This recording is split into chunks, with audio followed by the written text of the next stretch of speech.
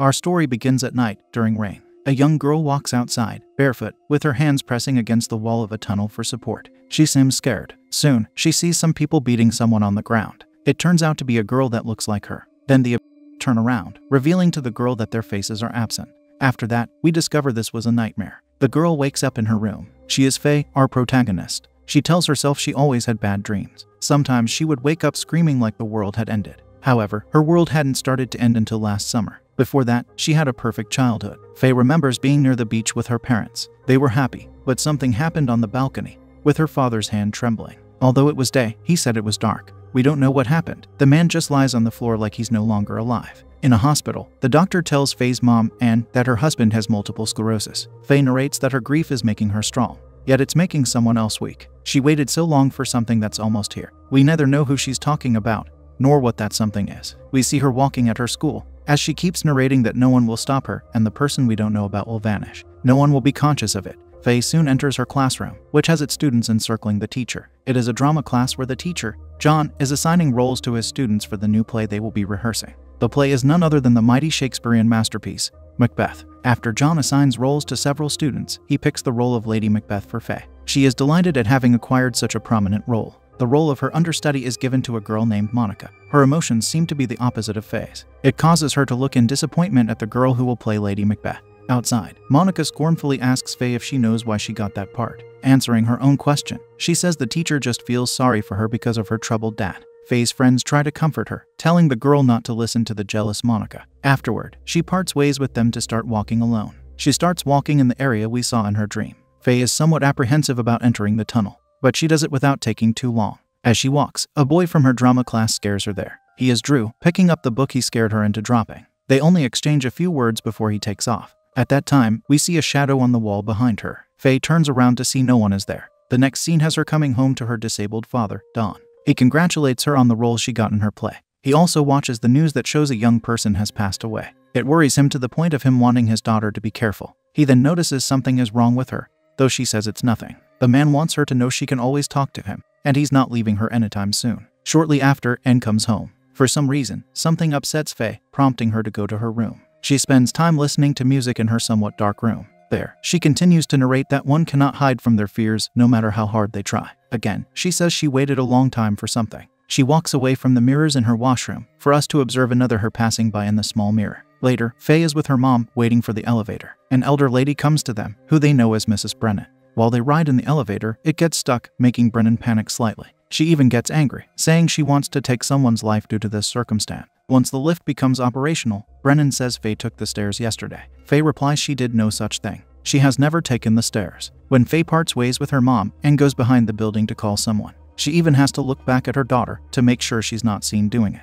We wonder who she must call in secret. After that, Faye walks through the tunnel and takes a picture of some graffiti that states someone is there. Subsequently, she washes her hands in a sink. Interestingly, her fingers show some orange color, because that is also the color of the graffiti. At school, we see her rehearsing for her play. Not liking something, John advises her to relax. He also demonstrates how he would like her to sound. Faye tries it again, only to quickly apologize that she can't concentrate. Monica is there to enjoy her rival's failure. This causes John to remind the entire class that today is the first day of their rehearsal. None of them will be criticized. Returning to Faye, he nearly whispers that she watches the Macbeth movie that's currently in the staff room. The woman who plays the queen does a fantastic job in it, according to him. Prior to her leaving, he reminds her to relax. At another hour, Faye walks through the building alone. Since it's night, the environment is one notch away from being sinister. She enters the staff room to collect the movie, and observes a shadow in the window's reflection. It makes her ask if anyone is there. As soon as she hears a strange yell, she starts running away in fear. The window suddenly breaks and the hallway lights begin to flicker. Upon passing through the door, many of her classmates come out behind her. She explains to them what she thought was happening. No one believes her, but she holds her ground. This is another good opportunity for her antagonist to scorn Faye. She thinks the main role in Macbeth is not enough limelight for her. Now she has to resort to causing a scene in the hallway. Thankfully, a staff personnel being present does not allow the scorn to escalate. He wants everyone to go home. Outside, Drew comes to Faye. The girl tells him she thinks Monica is trying to mess with her. Faye believes she may have been the one who scared her. In response, all he could do is offer to walk her home. Yet her mother is picking her up. Riding with her mom, Faye gets asked about her rehearsal. The girl lies that she was great. She also says she feels like she's living in paradise. At that moment, it seems like she's being sarcastic. At home, we witness how Anne has to feed Don. The man's condition doesn't allow him to do such basic activities. Meanwhile, Faye cries in the washroom. She looks at the picture she took of the graffiti. Something interesting catches her attention, that there are 2 shadows of her there. On the next day, she sees some troublemakers entering the tunnel. She probably wonders if it could be one of them who created the graffiti. Then she sits in her math classroom, where she replaces focusing on the teacher with looking outside. It's not a bad replacement, because something out there does not make sense. One of the swings is swinging by itself. After that, she rides in a car with her friends. As she does, she sees the girl that looks like her standing outside. Arriving at her apartment building, Faye takes the elevator. She hears troubling sounds that scare her. Once she comes out, Brennan leaves her flat to meet Faye. She asks the girl what those noises are. It's just the elevator, says Faye. The poor girl comes home, crying in her room. Don tells Anne he worries about their daughter. Anne assures him she is just a teenager. That doesn't help alleviate his worry. Afterward, he asks if she arranged to meet her girlfriends tonight. He wants her to go, even though she says she can stay. When Faye enters the washroom, her mom is there, crying. She tries to cover her face so Faye doesn't see it. In a short time, the girl watches from her window how her mother enters a car. Dawn sees it too. The person she came to see isn't a girlfriend. She's there being intimate with a man. Now we understand why she was crying. Faye sees it. Dawn must see it too, but we aren't shown that. One unsettling moment follows another, with Faye observing someone approach their car. Suddenly, her dad yells out to her. His reason for doing that is to check whether she is okay. Yet Faye reports that nothing is wrong. On the next day, she says farewell to her father. She could have sworn she heard him talking to her mom.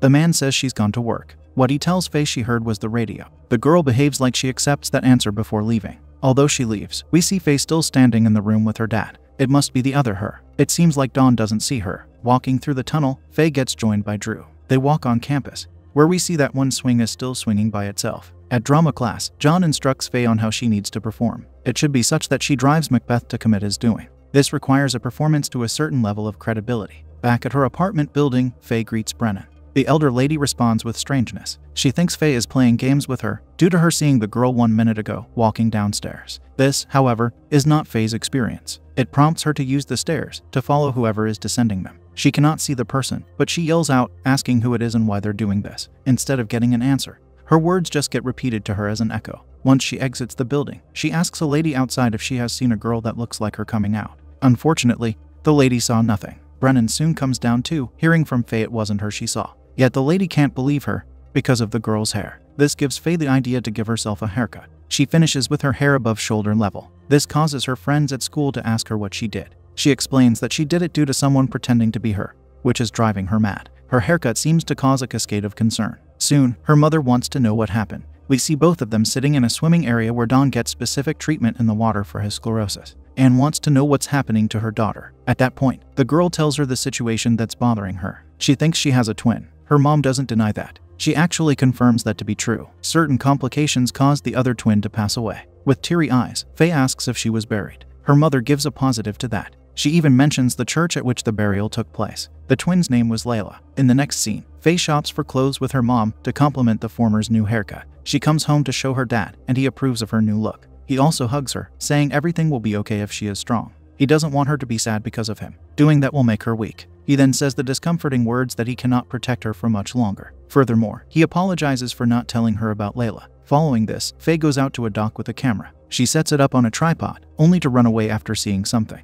It was just another dream. On the next day, she is with her friends near the tunnel. Drew comes to her, saying he hardly recognized the girl now that she looks different. In their drama class, we continue to observe how Faye rehearses. She struggles with being convincing. Soon she remembers her dream at the dock, how she saw her twin there. The girl's hair had the same length as Faye's. Perhaps due to remembering her dream, Faye acquires the power to start rehearsing very well. This sudden improvement amazes her classmates, along with her teacher. Nearly all of them applaud her once she finishes. Monica is probably the only one who is upset with Faye's success. Elsewhere, she sits alone with Drew. He asks her if she heard anything from her evil twin. Shortly after, he changes his words to look alike. This causes Faye to tell him he was right the first time. Except for the evil part, she informs the boy about what her mom told her. She also says she may have remembered her twin due to her dad's sclerosis. Her mother told her that one grief could unlock another. Now that she has knowledge of her twin, she misses her. She adds that she always missed her, but didn't know it was Layla she missed. From the outside, we see a window cracking out of nowhere. Then the duo walks outside at night. Drew says she looks like a different person with her changed hair. Of course, he finishes that statement by complimenting that it looks nice. Upon her coming home, we instantly see how one of the framed photos gets a crack in its glass.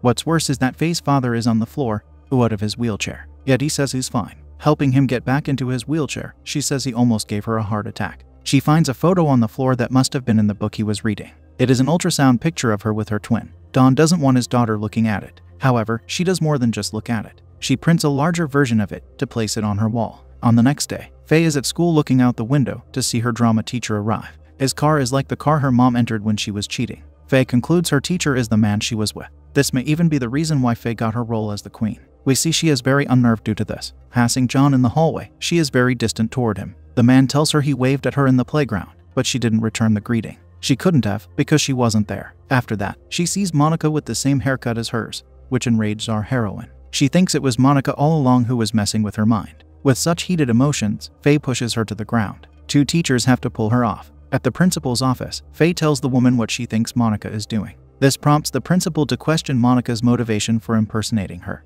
The answer she gets is that Faye got the main part in the play, the role Monica wanted. Faye also says that ignoring her won't work because their teacher mistook Monica for Faye at the playground. At that moment, the principal says Monica wasn't at the playground. She saw where the girl was in the morning. All this madness causes Faye to use a knife on the table to cut. Her reason for doing that is for her to stand out from whoever is impersonating. Cutting one's hair to mimic someone is easy. Yet for an impersonator to acquire a painful wound to keep the act going is a different story. Later, Faye gets stitches, with her mother being present. She doesn't say anything, she's just disappointed. They then occupy the beach they once frequented, and cries, wishing things could be like they were. She also says she would do anything for her daughter. Since those are her words, Faye wants her to stop cheating. Anne acts confused, but Faye presses her to not deny it. She even asks if her mom's cheating with John is what gave her the main part in the play. Anne denies it for a few seconds, until she starts apologizing for her actions. All she can say is that life isn't as simple as one wants it to be. There's some grown-up wisdom for her daughter to consider. Despite that, Anne promises she will end it. At a different time, Drew visits Faye at her home. He wanted to see if she is okay. Seeing the many photos on her wall, the boy approves of them. He soon sees the ultrasound photo, which he likes very much. He's curious about her wound. Faye tells him it doesn't hurt much. She also does not know what to believe anymore, now that she thinks it wasn't Monica who was messing with her. Before long, his hand touches hers, and they look at each other for a few silent seconds. This leads to them kissing. The next scene has Anne entering the car with John. It looks like she gives him some disappointing news, though we don't hear what she says. Shortly after, she leaves. Don sees her walking away early. He must be thinking about what happened to cut her visit short. Later, we see John looking distraught at school. In the meantime, Faye takes a picture of her scar, thinking it could be looked at artistically. After that, she is at the beach with Drew. Another window shatters there when they kiss. At home, Anne washes Don while the man occupies the bathtub. She is more upset than he is. The lady starts crying, to which he replies that it's okay. She has several reasons to cry. One of them is certainly her cheating. Then the parents go to the hospital to receive some results for Don. Meanwhile, their daughter is being intimate with Drew in her room. At night, the parents can't seem to sleep. Anne even has to drink wine. We wonder what the results told them. On the next day, Anne meets John at a park, and they kiss again. The lady simply cannot stop. Switching to Faye, lying with Drew in bed, another window shatters. Afterward, they walk into the tunnel. Once they start kissing, Layla starts glitching into existence. Hours later,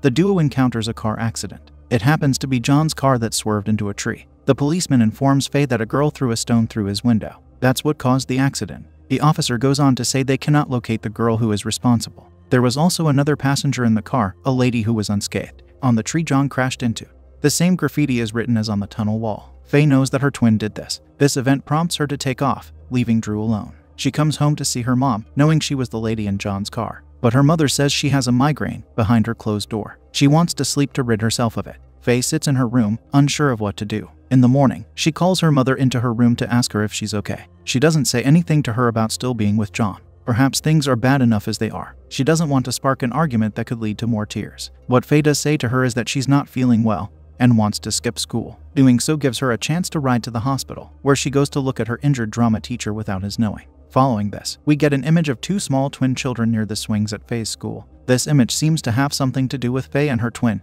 even though her sister never made it past being a newborn. Back at school, Drew thanks Faye for the photo she put in his locker. He shows it to her, yet she does not say anything about it, like she's not the one who put it there. Of course, due to John being at the hospital, they have a substitute teacher in their drama class. The woman tells Faye to act like she did yesterday, because it was great. The problem with that statement is that Faye wasn't at school yesterday. She lets the teacher know that. This makes everyone look at the girl oddly. All of them, including Monica, disagree with Faye. Our heroine cannot handle this confusion anymore, causing her to run out of class. She runs away from school, encountering those troublemakers that she saw enter the tunnel. One of them starts coming onto her. Faye proves herself a tough girl by giving him damage without even thinking about it. None of the others try to stop her. She comes home to instantly hug her dad, telling him she's losing her mind. The man disagrees with her. He tells her what she thinks she is seeing is true. Don cannot hide this vital information from his daughter anymore. He sees Layla just as she does. He has always seen her. Faye begins hearing the story of how the tragedy happened. Her mom was found in the tunnel unconscious one day.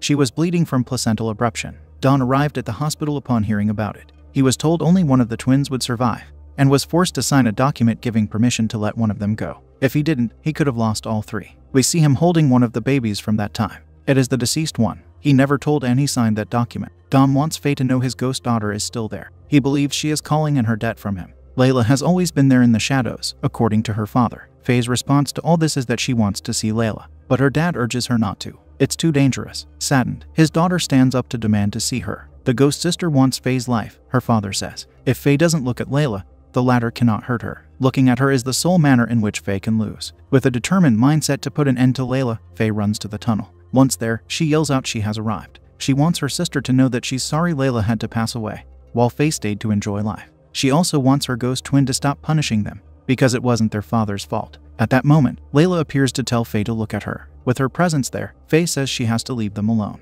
Layla makes it clear that she will never comply with that statement. She comes closer, wanting Faye to look at her. However, our heroine refrains. We don't see how the tense situation concludes, yet Faye soon walks out. She walks to witness another accident at her building. We learn from Brennan that someone took the broken lift. Anne hugs her daughter, crying. It was Don who met his demise. He took the elevator, wanting to come after Faye when she ran to deal with Layla. On another day, Drew walks to school with her. He's sorry about not being there for Faye. He doesn't have to worry about it, she says. At school, we see Faye getting ready for her major role in Macbeth. She removes the band-aid concealing her scar to reveal there is nothing on her hand anymore. Not even stitches. Her mom comes to her, saying her father would have been proud. Alone, Faye sits before the mirror to tell Layla that the ghost will vanish, and no one will know it. Once she leaves, we see Layla's faint and sad reflection appear. We hope Faye got enough inspiration from this experience to deliver an outstanding performance as Lady Macbeth.